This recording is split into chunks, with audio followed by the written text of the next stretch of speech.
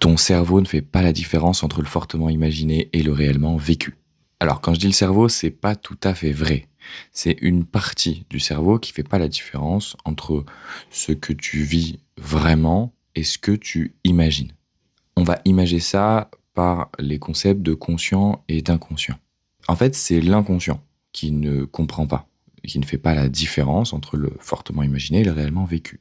Et c'est le conscient qui va permettre de prendre conscience, du coup, par définition, que on est en train d'imaginer, on est en train de voir une fiction, on est en train de créer quelque chose.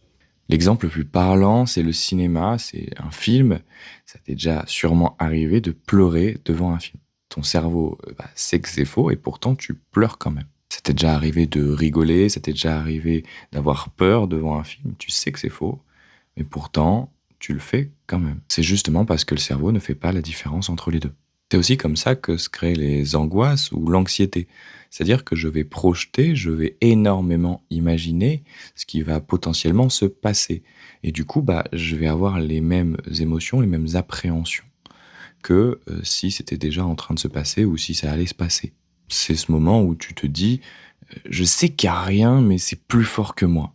Mais du coup, ça va dans les 2 sens. Si tu peux imaginer quelque chose de négatif, quelque chose qui est pas franchement agréable pour toi, tu peux aussi imaginer quelque chose de positif, quelque chose d'agréable, quelque chose qui te fait du bien.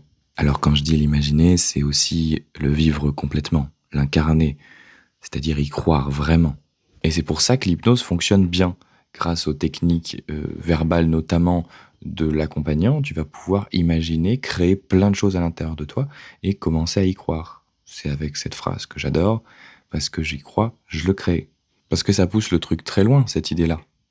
Si je commence à me dire et à y croire vraiment que je suis apaisé, que je suis en accord avec moi-même, que je suis calme, que je suis tout ce que j'ai envie, je vais commencer à le créer dans la réalité.